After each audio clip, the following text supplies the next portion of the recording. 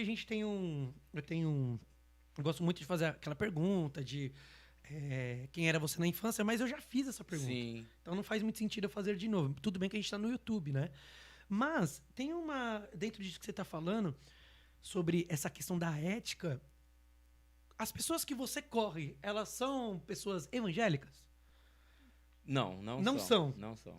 Eu tô fazendo isso porque eu entendo, eu sei um pouquinho. É, E pode? Não, lógico que pode. pode. Hoje os meus dois maiores amigos, Isso que eu ia falar. um é católico Hum. e o outro é espírita. E aí, vamos lá. O que você sente, cara, de diferença desses dois amigos pra galera dentro da igreja hoje? Ah, sim. Não falando da Sim, religião, de Cristo e tal, mas não, assim, da ética deles. são pessoas maduras, são pessoas focadas na família, são pessoas focadas no bem, são pessoas que pensam em fazer o bem para a sociedade, para outras pessoas, e eu vejo um grande diferencial. Então, são pessoas que, por exemplo, eu viajo com eles. Eu já cheguei a ir para a Colômbia, por exemplo, um casal de família desse, ficar 7 dias na Colômbia com eles. O outro, a gente foi para a região do Rio de Janeiro aqui, ficar 7 dias no Rio de Janeiro e tal, conversando, batendo papo, né, mudando de cidade, né, e uma coisa saudável, uma coisa que te traz bem, que te faz bem. E às vezes você vai conversar com pessoas da igreja. Eu sei que cada um está numa fase de maturação, né, de crescimento espiritual, mas eu não sei se. Eu creio que existe um sistema na igreja de questões de hierarquias, de cargos e tal, e essas pessoas começam a se degradar. O próprio apóstolo Paulo fala isso aos irmãos da igreja de Corinto, que eles estão se comendo uns aos outros, por causa que eles não conseguem entender o cristianismo, o evangelho, o que é ser cristão, que é ser membro, que é fazer parte um do outro, que é ajudar um outro, que é compartilhar um com o outro. Mas ao contrário disso, parece que a gente, o que você está escrito lá fora, né? A gente traz essa religiosidade para dentro da igreja, a gente veste essa capa de hipocrisia, de achar que é melhor que os outros e ficar sempre apontando a falha e os erros dos outros, quando todos nós somos errados e falhamos. Então, aí, por exemplo, dentro eu já vi muito ataque da igreja evangélica, e eu falo, acho que tanto de lá como daqui, da igreja evangélica contra os católicos e os espíritas. Sim. Aí você tem dois amigos e você é pastor de uma igreja. Sim. Pastor de uma igreja, pastor há muitos anos e tal. O primeiro ataque que tem é sobre essa questão da religiosidade. Sobre, tipo assim, o crente não pode andar com um espírita. Uhum. O crente não pode nem conversar com o espírita. Por conta dessa religiosidade, eu acho que dá intolerância. O quanto que isso da intolerância chega a ser destrutivo para um cristão? 100%. Porque, na verdade, a intolerância, essa religiosidade, esse exclusivismo que muitas vezes nós pregamos no meio cristão, a gente acaba afugentando as pessoas de perto da gente. Então, você pode observar que a criança, a diferença entre a criança e um adulto é só o tanto que um comeu. O adulto comeu mais do que a criança. Quando a criança comer o tanto que o outro adulto comeu, vai ser um adulto. Mas a criança já tem o psique dela, a alma dela, tem as percepções. Você pode perceber que criança não se aproxima de pessoas que são chatas, pessoas que são nervosas, pessoas que são agressivas.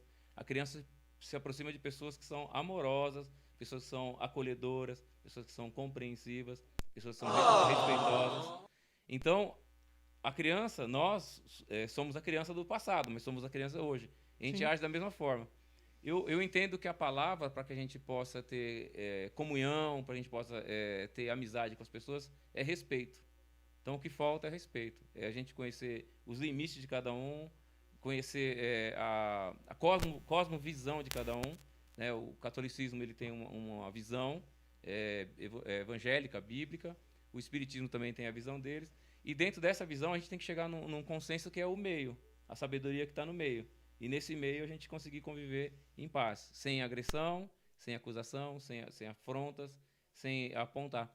E se uma pessoa quiser seguir a outra, essa pessoa ela tem que mostrar para a outra que realmente os pensamentos dela, as atitudes delas são boas, verdadeiras. E aí a gente vai seguir.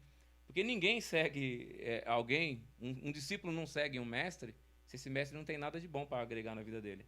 Então, a partir do momento que a pessoa olha para aquela pessoa e fala, pô, essa pessoa tem algo de legal para agregar na minha vida. Aí ela começa a acompanhar aquela pessoa, começa a compartilhar, a pensar as mesmas coisas. E aí, nesse meio, a gente consegue chegar nessa forma de conviver legal. Então, eu penso que nós, como igreja evangélica, cristã, temos que mudar muito a nossa forma de agir e trazer os diferentes para dentro. Aqueles que são opostos à nossa forma de pensar. Porque Cristo é a essência, como vocês sempre falam isso. Cristo é tudo. E se não fosse Cristo na minha vida, na vida de ninguém, nós não seríamos nada. Sem Ele não somos nada. Mas vamos lá, sobre essa questão, até onde o cristão ele pode ser combativo? Porque existe uma diferença de você ser combativo na questão, por exemplo, eu ter os meus princípios e valores. Sim. É uma coisa. Exatamente. Então, por exemplo, uma questão, como que você está falando, né? Eu posso andar com espírita? Pode. Se os princípios e valores, talvez, algumas coisas dentro do ensinamento é diferente do meu? Pode. Então, a forma combativa é no campo das ideias. Então, a partir do momento que... Porque um amigo, ele não tem voltas, não tem... restrições para falar com outro amigo. Então, se um amigo meu faz alguma coisa que me ofende, ou que fere um princípio meu, ou vice-versa, tem total liberdade de falar, olha, o que você está falando, o que você está fazendo, a forma, eu não estou gostando, o lugar que você vai, eu não irei e tal. Da mesma forma que, muitas vezes, esse amigo vai falar pra gente também. Nós, como cristãos, podemos falar, vamos fazer isso, fazer aquilo outro. A pessoa pode falar, não, eu não quero. Então, a gente tem que chegar onde? Nesse meio, nesse equilíbrio, para poder ter um relacionamento. Então, o amor, ele não pode ser impositivo. A sua esposa, minha esposa, sua esposa, não pode amar a gente de uma forma impositiva. Você tem que me amar, ponto, e acabou. Não é assim que funciona. Então, é na conquista, é na conversa. Então, eu conversando com os meus amigos de outras formas de crença, você observa que existe sabedoria, existe verdade, existe conhecimento também nas doutrinas deles. A gente não é os únicos, né? Não somos os únicos, né? Então, a gente tem que pegar esses conhecimentos, essas verdades e trazer para as nossas vidas, né? Hoje, por exemplo, esse meu amigo que é espírita, né? O Careca, o Vladimir Careca, não sei se ele está aí, normalmente não está, mas o Carlos está. A Márcia Cabrejana, que é a esposa dele, então ela vai saber. Talvez ele esteja acompanhando também. Ele falou uma coisa maravilhosa, eu gostei bastante. Ele falou assim que as nossas dores, os nossos sofrimentos, Deus usa para que nós possamos crescer. E é uma grande verdade, cara. A gente acabou de falar sobre aquele assunto que a gente estava falando em paralelo aqui. Sim. Então, Deus ele acaba ajudando para a gente crescer. E eu falei para ele assim, se nós vivêssemos só as benesses da vida, todos nós seríamos uns diabos. Nós seríamos as piores pessoas do mundo, se não houvesse aflições, dificuldades que colocasse um limite na nossa vida. Então, Deus ele trabalha dessa forma também. Ele põe limite na vida da gente para a gente poder ser pessoas boas, para a gente poder compreender e entender as outras pessoas.